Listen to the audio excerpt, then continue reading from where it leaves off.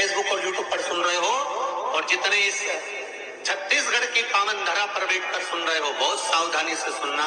एक छोटा सा कपूर का टुकड़ा जब आरती में जलाया जाता है तो ये कपूर क्यों जलाते हैं? इस कपूर का महत्व क्या है? इस कपूर का कारण क्या है? ये कपूर है कौन जिसको हम आरती में जलाते?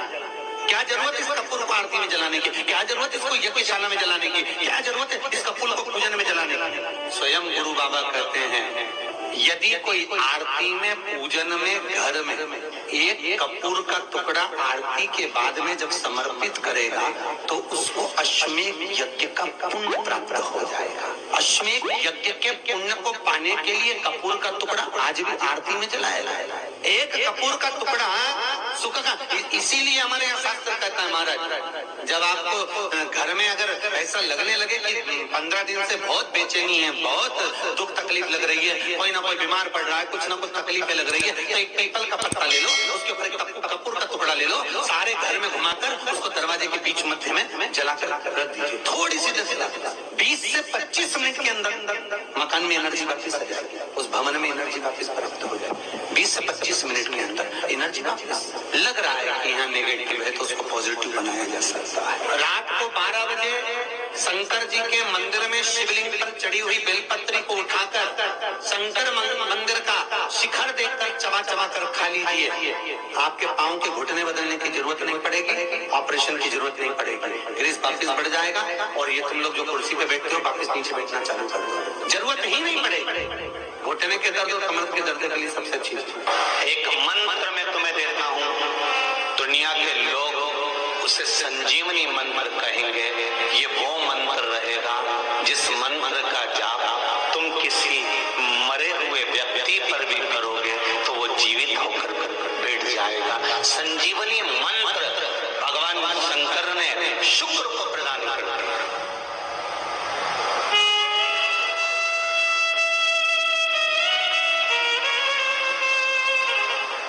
संजीवनी मंत्र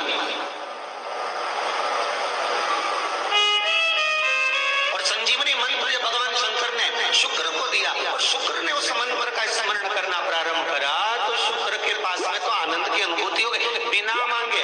शंकर भगवान से शुक्र ने ये नहीं कहा कि मुझे ये मंत्र देना, पर शिव ने दे दिया। और शंकर कभी भी थोड़ा नहीं देता, देता है तो बहुत में देता है। शुक्र, मैंने तुम्हें संजीवनी मंत्र दिया है, इस मंत्र को रखना और मैं तुम्हें देव तुल्य बनाता हूँ, तुम ग्रहों में पूजे जाओगे। और शुक्र को भी ग्रह बना दिया, कबीर को भी ग्रह बना दिया और पूज्य बना दिया। ध्यान दीजिएगा, महामृत्युंजय मंत्र का क्यों जाप करते हैं? कितने लोग करते हैं? जरा करते हैं, कभी कभी तो करते होंगे, रख लीजिए। महामृत्युंजय मंत्र का यदि आप जाप करते हो और आपको मालूम पड़ गया कि शरीर में मुझे ये रोग हो गया है, मुझे शुगर हो गया है, मुझे बीपी हो गया है, मेरा ब्लड प्रेशर ऊंचा नीचा रह रहा है, कोई भयंकर रोग, मेरे रिश्तेदार को कोई कैंसर जैसा रोग हो गया, किसी को कोई थायराइड हो गया, किसी को कोई किडनी और लीवर में सूजन हो गई, किसी को कहीं किडनी और लीवर में तकलीफ हो गई, तो शिव महापुराण की कथा कहती है, नवग्रह शिव महापुराण की कथा कहती है कि बेलपत्री के वृक्ष के नीचे महामृत्युंजय मंत्र का जाप जो शुक्रवार की शुक्रवार घी का दिया लगाकर करता है, उसके रोग बाबा देवाधिदेव महादेव समाप्त करते चले जाते हैं। ये संजीवनी मंत्र शुक्रवार के दिन भगवान शंकर को शुक्र को दिया था, इसलिए उसकी प्रधानता है। जब विषम परिस्थिति आ जाए, ऐसा लग रहा है कि आपने पशुपति व्रत कर लिया, सोमवार की अष्टमी का प्रयोग कर लिया, मैंने शंकर जी की आराधना कर ली, तो भी विषम परिस्थिति चल रही है, अभी तक कोई सुधार आने को तैयार नहीं, तब शंकर जी के मंदिर में जब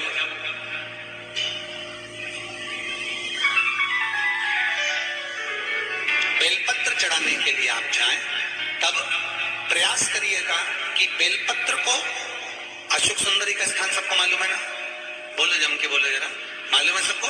अशोक सुंदरी वाली जगह पर बेलपत्री को डंडी वाली जो जगह है जहां से पानी बहकर जाता है उधर रखना, उसी बेलपत्री को वापस उठाना, शिव जी के शिवलिंग पर जब बेलपत्र रखो तो डंडी का भाग, आप यहाँ बैठे हो तो डंडी का भाग पीछे की ओर होना चाहिए। शिवलिंग जैसे ये है तो डंडी का भाग पीछे की ओर, उसको रखकर 7 लोटा जल भगवान शंकर पर समर्पित कर दीजिए।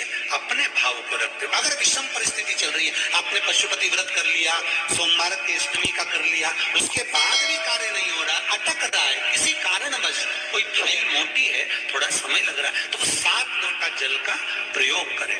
धीरे धीरे 7 लोटा जल शिव जी को बाल्टी में भरकर ले जाएं अपने घर से। 7 कलश जल शिव जी को समर्पित करना है और समर्पित करने के बाद उस बेलपत्री को वापिस अपने ही घर पर लेकर आ जाना है। 11 दिन 21 दिन उसको रखो, फिर उसका विसर्जन वापिस किसी नदी, सरोवर, तालाब या वृक्ष के नीचे कर दीजिए। बाबा हाथ पकड़कर बाहर निकाल ही देगा। परिस्थिति अगर बहुत विषमता, बहुत विषम परिस्थिति में उस जगह पर इसका प्रयोग कर सकते।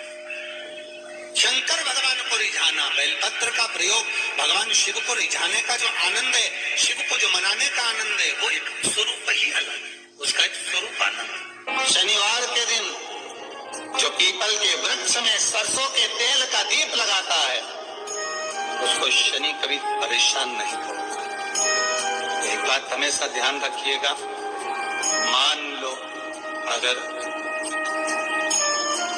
कोई भारी रोग ऐसा शनि महाराज के कारण हो गया हो, अच्छे काम करते करते उल्टे हो रहे होते, किसी किसी के साथ में विपरीत परिस्थितियां आ जाती है, अच्छा करने जाओ बुरा हो जाता है, अच्छा कर्म करने जाओ बुरा हो जाता है। तो पीपल के वृक्ष की जो छाल होती है, छाल देखिए, पीपल के वृक्ष में जो छाल लगी होती है, उस छाल को घिसकर चंदन बनाकर भगवान शंकर का स्नान कराकर, अभिषेक कराकर, पूजन कराने के बाद हमें पिपलेश्वर महादेव का नाम लेकर, कौन से महादेव? पिपलेश्वर महादेव का नाम लेकर वो जो घिसी हुई छाल होती है, उस छाल का तिलक भगवान शंकर को लगा लो और उसी का थोड़ा सा भाग अपने कंठ पर, मस्तक पर लगाना प्रारंभ कर दो। धीरे धीरे जो विपरीत दशा है वो सुधरना प्रारंभ हो जाती है। और नाम याद रखना, पिपलेश्वर, जम के बोलिए, पिपलेश्वर महादेव।